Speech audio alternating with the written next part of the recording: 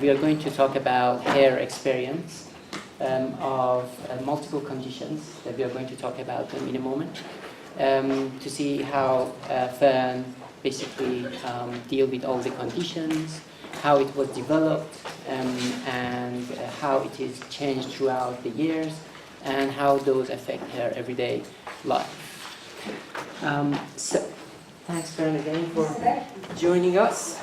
So would you like to begin with talking, when was the first time you actually noticed some form of hallucinations? So I was about 15 years old, and I was on my way into school. I was obviously at the age of doing my GCSEs, so I had a lot of stresses going on. But on the way into school, it was raining and I was in a car, and the first thing that I noticed was the windscreen wipers moving unbelievably fast. And I couldn't compute it properly. And then driving along a road, there was this white van, and it comes straight towards the car, and it smashed into the car, and it didn't. So to me, I had a big accident where I felt like I died, but then within a second, I was normal in the car. So it was a very strange, big, scary hallucination, and that was the first one I had. So it was for a moment, maybe 1 to 2 seconds, that you Yeah. had the illusion that the car smashed into you. That's it. Yeah, and then it went back to normal. Okay. Yeah. So that was the first time. It was like a trigger Yeah. that you had, and after that, you quite constantly had form of hallucinations throughout your life. Yes, since that moment, I don't think I've had a period where I haven't had an hallucination. I have hallucinations every day, and I'm used to them. So yeah. So do you see hallucinations now? yes, I'm seeing hallucinations right now, and I'm also hearing them. Okay. So I have audible and visual hallucinations every day. And then when my illness gets worse, I have tactile hallucinations. Okay. So I can feel things that aren't there. Okay. Yeah. So when was the first time that you noticed, that you believe that you have this condition, that you realize that you have this condition? A few years after my first hallucination. So when you're so young and you're trying to understand what's going on with you, you turn to whatever thing you can think about. And I thought I was seeing the future because these hallucinations kept happening, but then they didn't happen. So I thought I was time traveling almost.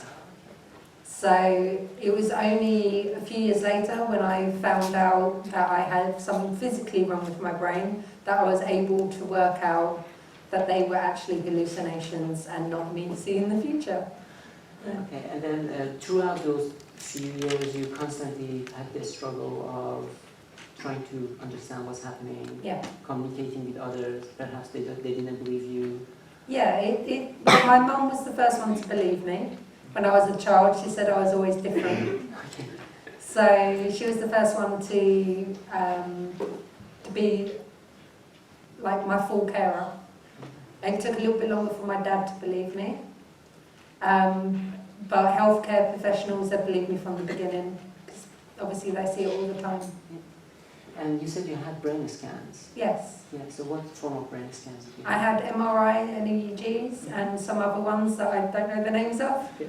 And they found out in those scans that I have, they called it neuropruning in the frontal cortex. So an over-pruning of my brain. And fast synaptic activity with a chemical imbalance. Chemical, yeah. And yeah, so they believe that's what's made my hallucinations. Yeah. And would you think those higher speed of like communication between neurons, the condition that you said, fast synaptic activity, could actually give you a boost, like cognitive boost? Yes. Yeah. Yeah, I do feel like my IQ is very high. I have an extremely high IQ, and it's 159. Fantastic. Yeah. Yeah. And just to compare, mine is 105. real. Yeah. So, but it's probably to do with the fasting to go through the two. I do also think that because I have my hallucinations, I feel like I'm cheating sometimes because it's actually, my hallucinations actually give me the answer to your questions. I felt like that a lot during my GCSEs. So I felt like I was cheating because they were telling me the answer. But then it took a while, but I worked out it was actually my brain. So the unconscious side Yeah. of the brain. Yeah. So when you're doing multiple choice question, they say option B, option B. yeah, yeah. No, I tend to get it right. So I'm very good at pub quizzes too. Fantastic. So you have good long-term and short-term memory as Yeah, well? very good. I see a lot. My memory is like I can relive it because I can see it happen again. Does that make sense? Yes. So I can almost record in my brain and play back to myself. With the whole context, smell, touch, Yeah. and the whole... Yeah, I also dream a lot as well. I have very vivid dreams. So I can remember a lot because I live it more than once sometimes. Oh, okay. So you have recurring like dreams that happen like Yeah. the same thing. Yeah. So you also talked about, in our meeting, we had lunch together, that you have some characters that form your imaginations, Yeah. these things, and you have some of them fixed, Yeah. like part of you, and they're just there. They recur, and they happen a lot. Yes. So how do you deal with the ones that are new? With the new ones, it's quite tricky because they are so real and vivid to me that the only way that I can tell if they're real or not is by gauging other people's reactions. So if we were in a room like today, looking at all you people, if someone walked through the door right now and none of you reacted, I would think they're a hallucination. But if some of you turned your head to look at them or you welcomed them into the room, then I would know they're real. Okay, so you get a lot of feedback from Other people. I watch a lot of people just to gauge their reaction, especially with a new person. Mm-hmm. So it did actually happen that when I was in hospital, I was in a unit called the mother and baby unit. A lady walked into the room and no one welcomed her. There was no reaction from anybody.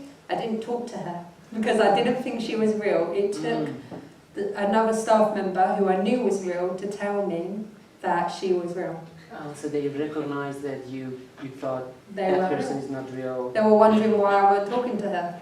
I was just like, talking because she's not real. What are you on about? So I had to be told, no, she is real. So I had to apologise. I'm so sorry. I thought you weren't real. Okay, fantastic. So you have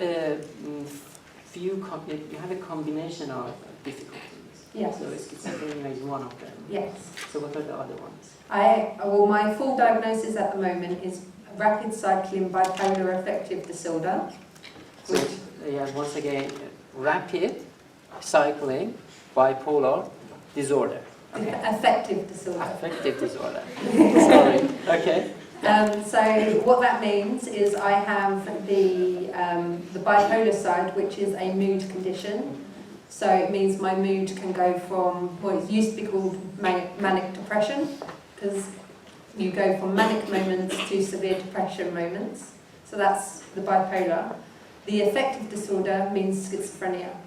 So I also have the hallucinations from that, and it's rapid cycling. So that means, generally we have someone with bipolar who does have normal bipolar disorder. Their mood cycling will happen over a period of weeks or months. Mine is rapid cycling, so it happen over a period of hours or days.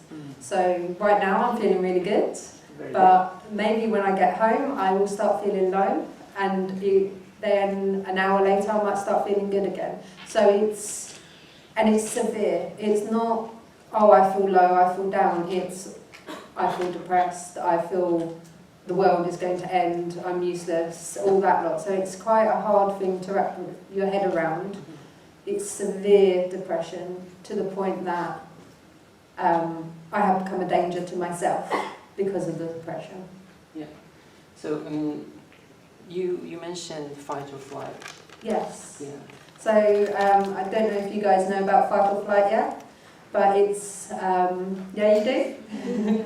So I have severe fight or flight with my illness. So when I get very unwell, my body or my brain will just want to go into the one of two modes. It will either fight. So what will happen is I then become a danger to others because people are trying to help me, but I don't realise that. So I then fight them off, and that's when I can become a danger to the others.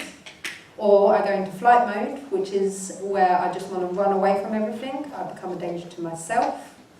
I can end up running into danger, literally, in the middle of roads. I have been found running down a road, nearly getting run over, because I'm in just that basic instinct of running away.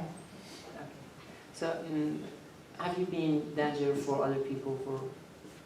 Has it happened that you're actually... I have actually hurt people, and not intentionally, not me. Of course. You went, but I was so ill. I was in hospital, and I didn't realise that the nurses were trying to help me, and they had to give me my medication, and I refused because I thought they were trying to kill me. And so they had to give me an injection to calm me down. But in that process, I fell, and I hit the nurses. I was restrained and given the medication, and I was much better later. Sure. But at the time, it was just pure instinct, and I don't really remember it. And was it the only time that it happened? Yes. Yeah, it's only happened when I'm severely ill. Really, really ill. So in reality, you're not really danger for others? Oh, no. Because, first of all, you know how to deal with it. So Most of the time, about, I say 96% of the time, I am a normal person. Sure, yeah. Maybe. So 96.5. Yeah, maybe. I'm always going to have my hallucinations, but it's learning how to cope with them and how to deal with them, how to ignore them, how to use them. So. How to use them, like in exams? Yes, like in exams or pub quizzes. Yeah. So. Okay, so you're saying that if somebody just see you for the first time, they don't really know you behave totally normally. Yeah. Which you actually are doing totally Yeah. normally. So if you were to look at me, I have no physical signs that I'm mentally ill. On the most normal days, you would have no outward signs that I'm mentally ill. It's when I am at my worst, when I'm not coping, when I'm stressed, when I'm not sleeping, then you'll start to see changes. Even to the point that I will physically look different because I'm not looking after myself. I've got pictures to show you guys, so of me when I'm not looking after myself, and I will go from a normal person to really subdued or angry. So it's one of these things that, to meet me in the street, I'm a normal person. Sure. And you had both behavioral therapy, yes, and also medication. Yeah. Okay. So I had CBT therapy extensively for about 5 years, and that was to change my delusions because I thought I was time traveling. So I needed to have CBT therapy to learn that I wasn't time traveling and it was a physical thing wrong with me, and then to learn how to cope with that and how to control it. And then I take quite a bit of medication to keep me on an equal keel. So I take 3 types of medication. I take an antipsychotic, which is called risperidone. I take an antidepressant, which is called sertraline. And I take a mood stabilizer, which is called something, can't remember. It's a mood stabilizer anyway. So that one's pretty new to me, the mood stabilizer. I've only just recently started it about a month ago. Okay. So you mentioned that antipsychosis one gives you some side effects? They all give me side effects, especially when you first take it like any medication.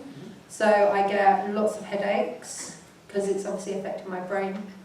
I can't sleep, or I sleep too much.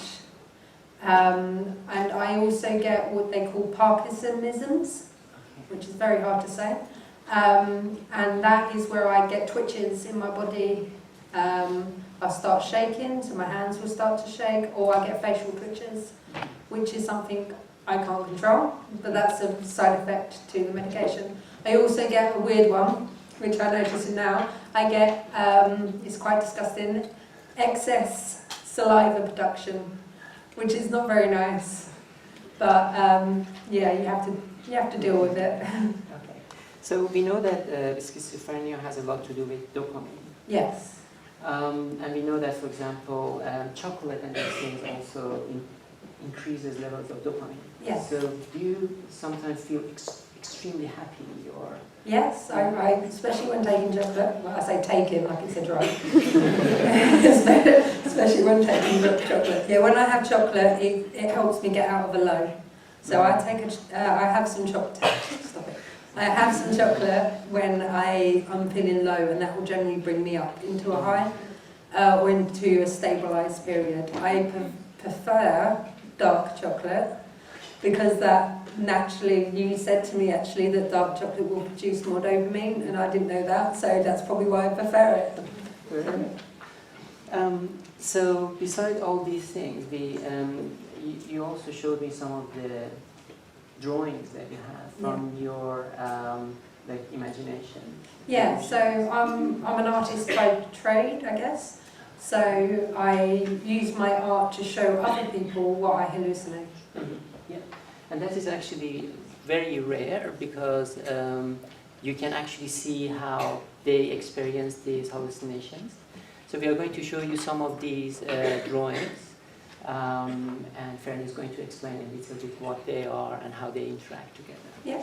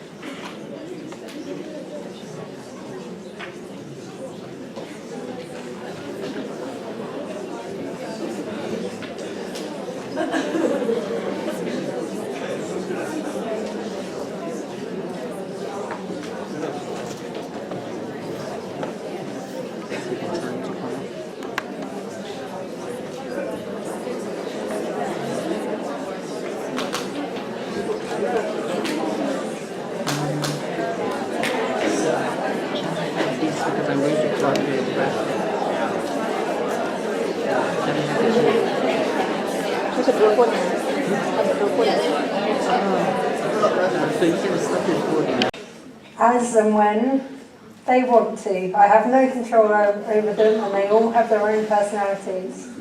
So they will start off growing anywhere.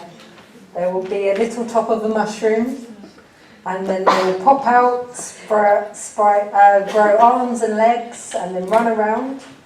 I think you can see there on this side, the second one in, he's very grumpy. He didn't want to be drawn.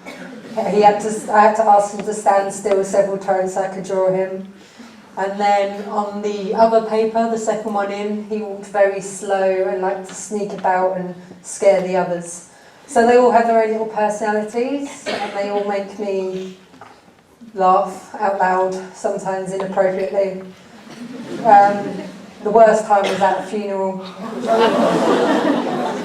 But I can't control it, so that's what happens. This next one is my blue lady. She is like my guardian. She's very posh, this lady. She helps me just on everyday experiences, just to make me feel better. She helps me understand things when I get a bit confused and things like that. So she's lovely. She comes out quite often. She is known as the Blue Lady. She won't give me her name, which I'm very upset about. Now we're going to get on to... Do you get to talk with them? Yes, so the mushroom people don't talk because they have no mouths. But they do make these weird squeaky noises, so I can normally hear them before I see them.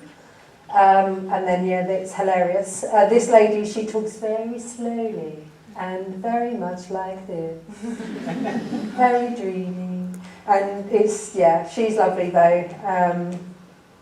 I see her the most. Fantastic. I find it hard. My next few ones are a little bit more serious. So these next ones I'm going to show you are my worst hallucinations. And I can't draw them properly because I cannot draw them at the time, so I have to draw them from memory. And then when I draw them, they set off my hallucinations. I can talk about them, so that's fine. So they get a little bit more disturbing. So this one is what I see happen to people. I could be walking down the street, and then all of a sudden, the person will start to warp and twist. Well, they just look like they're being mangled to pieces. This next one is a little creature that comes out and attacks me, and it bites my ankles quite a lot because it's only small. But he likes to terrorise me. It's like having a really bad Jack Russell. And he makes a really horrible growling noise. This one is a type of demon that I see. I call him a demon. He doesn't talk. He's got his mouth covered, so he doesn't talk, but he'll just stare at me. He'll stand in the corner, stare at me. And he's very tall, very big, and very intimidating. So he makes me nervous. So he sets off my anxieties. This one happens to people sometimes. Things will just grow out of their mouths, out of their heads. It looks agonising to me. It looks like they're in pain. I can't hear them scream, but it looks like they're screaming. This happened to my sister. She was just standing there talking to me. It's a really poor representation of my sister. But you can see how her face started to rip and twist, and then this demon came out of her. I promptly ran away, and I didn't speak to her for 3 months after that. But she understood.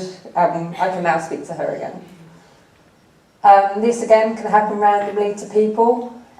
These different pipes will come out of them, pierce their bodies, and they will end up screaming. But I can't hear them scream. I do try and help them, but obviously there's nothing wrong with them in real life. This next one is a self-portrait of me when I look in the mirror. My face warps and twists, and it rips apart, and it bubbles and blisters. I can't focus on my eyes. My eyes are black. They look black in the mirror. Feels like I'm melting, I guess. And I can't focus on myself. This is one of my weirder ones. She'll just turn up randomly in that position, sitting at the edge of the road, sitting on a tree, on my bed. She'll just lay there. She looks like she's crying, but again, I can't hear any noise, so I'm not sure what she does. She just appears. This is a scary one. It happens to me probably towards the more severe end of my illness.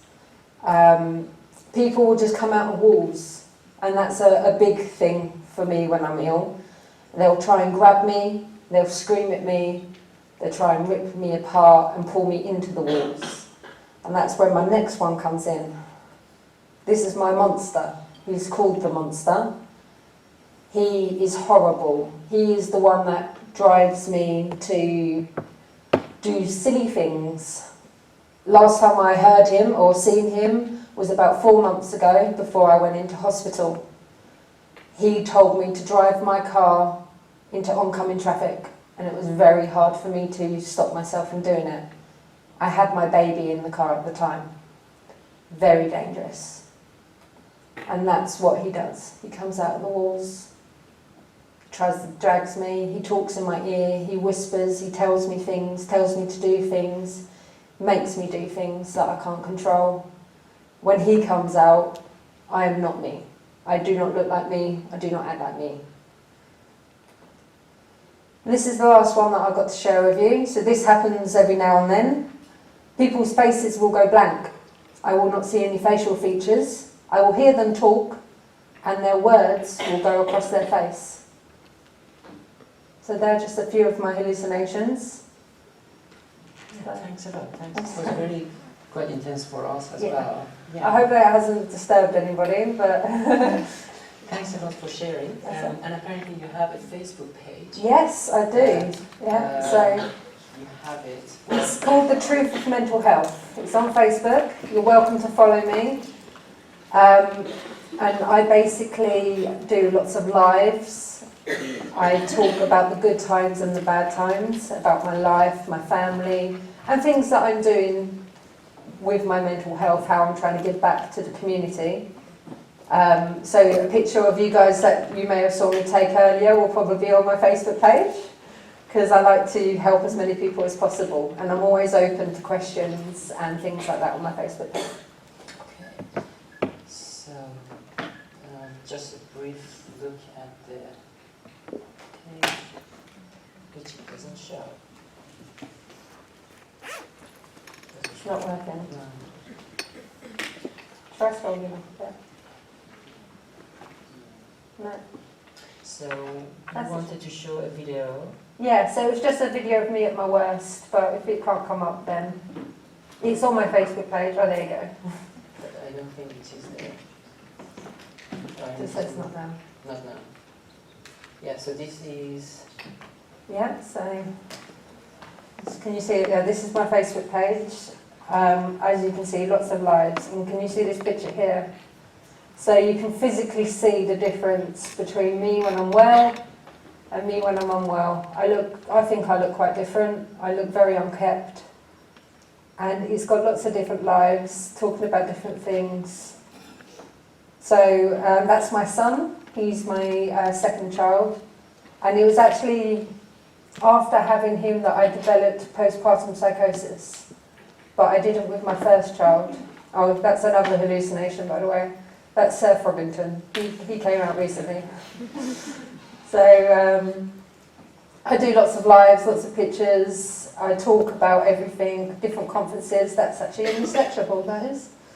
Is it here? Yeah, I was here. Yeah, I was at a conference here about mental health, talking about different things. Let's see if it will load anymore. Talking a lot with my mother and my stepdad. Might be able to show you a video. Sure. Will it work? Yes. So full screen.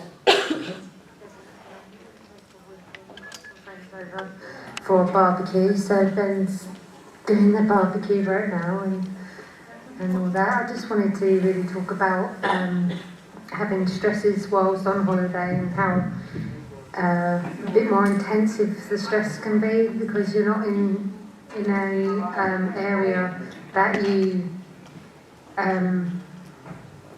like that is a safe place almost because you're in like someone else's home or as we're on the show.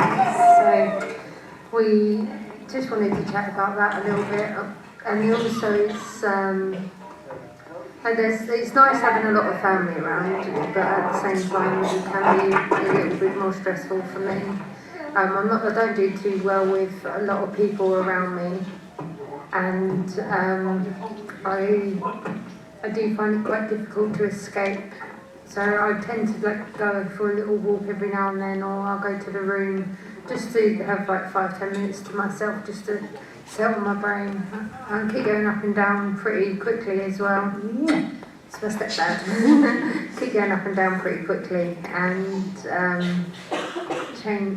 changes of moods from really happy to sad to angry, and it's hard to cope with. I'm still recovering really from my last stay in the hospital, so it would take a while for me to get back to normal. But I'm going to leave that there so you guys can look it up if you want, see the full story. Is there any question? It might sound like a bit of a silly question, but when you speak to your hallucinations, do you physically speak out loud? Sometimes. It's when I'm not sure if they're real or not. It's the easiest way to fit it. Okay. Do you also like talk during sleep as well? I don't know because I'm asleep. Oh, okay. But I haven't been told that I do. No, okay. Do you know why you can only symptoms before the age of 15? No, it's one of these questions that if we knew that in the mental health profession, we probably could help a lot of other people. But it's always seemed that my brain was probably wired to do that. At the age of 15, I know the brain is changing a lot at that time. Yeah, a lot of pruning. A lot of pruning, so my brain just probably overdone it, and that might be why. With your hallucinations and within the same time, Yeah. voices, so the voices that you use, are they voices you are familiar with the reality? So for example, are they family members or friends or school friends, or are they arbitrary and maybe something your unconsciousness has received? It's probably more the unconscious side because they don't speak in my family voices. Like my monster has similarities to my father's voice, but it's not my father's voice. My father has a very deep voice, and so does my monster. But it's probably I've picked it up somewhere watching a movie, and my brain has recreated it. Okay, thank you. That's it. I was thinking, is this something like a natural progression of your brain that you developed, or is it trauma, or is it something in the family? We know that there's a hereditary aspect to it. I have family members in the past that has had mental health issues. They're not my mother or my nan, but it's like my great-great-grandmother thought she heard the voice of the devil, so threw herself down a well. And my great-great-auntie Maud, she died, lovely name, she died in Maidstone Insane Asylum from women's hysteria, which is just another word for a mental health condition. They didn't know what it was back then. How many years ago was it? It was probably in the 30s, 1930. I just wanted to know how you sort of managed to deal with the more scary hallucinations. I don't.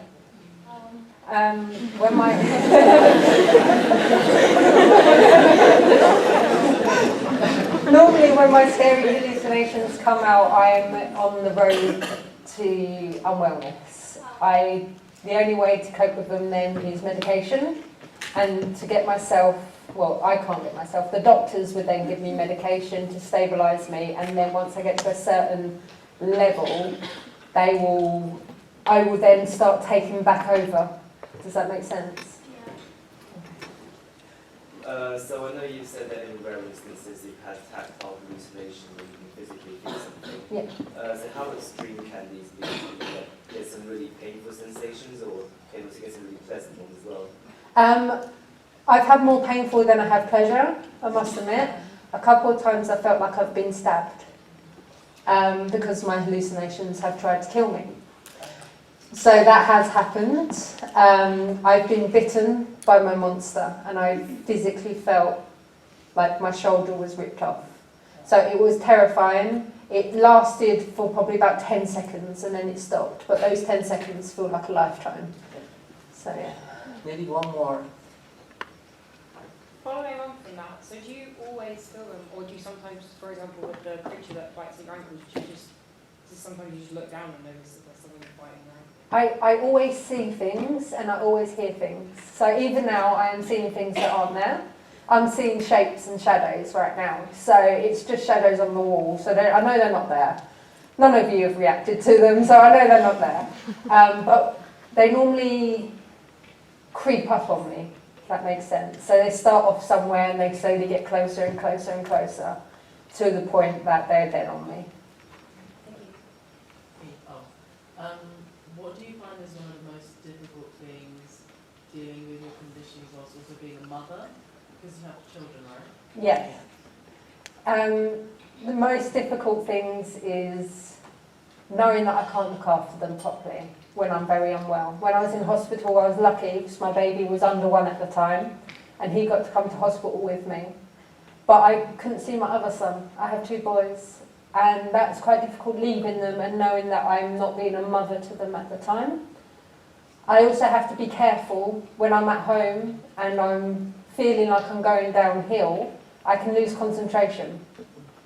So when you're looking after 2 boys, especially young ones, losing concentration is not the best thing. I've burnt food by accident because I've forgotten about it because I've lost concentration. I forgot to change nappies before. But I have a lot of family help that I have a WhatsApp group which is purely based on me, that I can then send a message saying I'm not feeling good, and then whoever can will come over and help as much as they can. So it's just putting extra safeguards in place. So let's just have the last one, please. This might sound a bit weird, but when you feel these physical hallucinations, is there any danger involved in them, such as your body leaving its will to such a degree that you will shut down, or not necessarily fight or flight, but physical? I'm not sure about that. I physically feel the pain, obviously that gets my heart racing, my brain probably releases chemicals. I'm not sure. It's never, like I've never been tested whilst having them because they can happen sporadically. But there is, I suppose, always a chance that it could cause problems that I just don't know about. It makes me terrified. It scares me. So that can cause problems, can't it? So, yeah. If you guys do have other questions, I will be happy to answer as much as I can on my Facebook page. But I know we haven't got a lot of time today. Yeah, I know.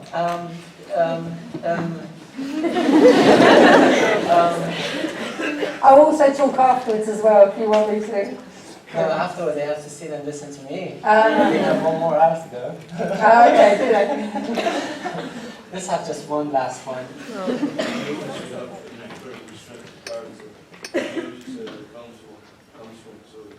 I see, to myself, I don't think that I'm any different to any one of you. I think the difference is that I was young when I developed my mental health, so I've grown with it. And because of that, I'm able to talk about it, I'm able to deal with it because it's just my everyday life. If I developed this illness as an adult, I'd probably be in a completely different place.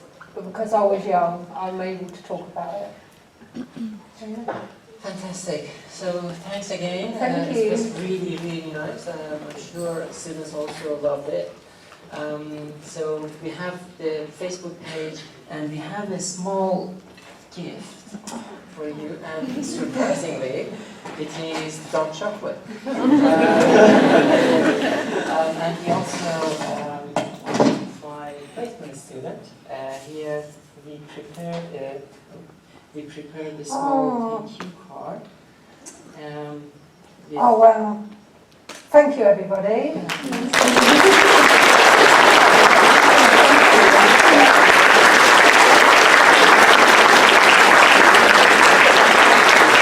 Please don't last long. It will not last long. But I've got to go home now. Sure. So I hope you guys enjoy.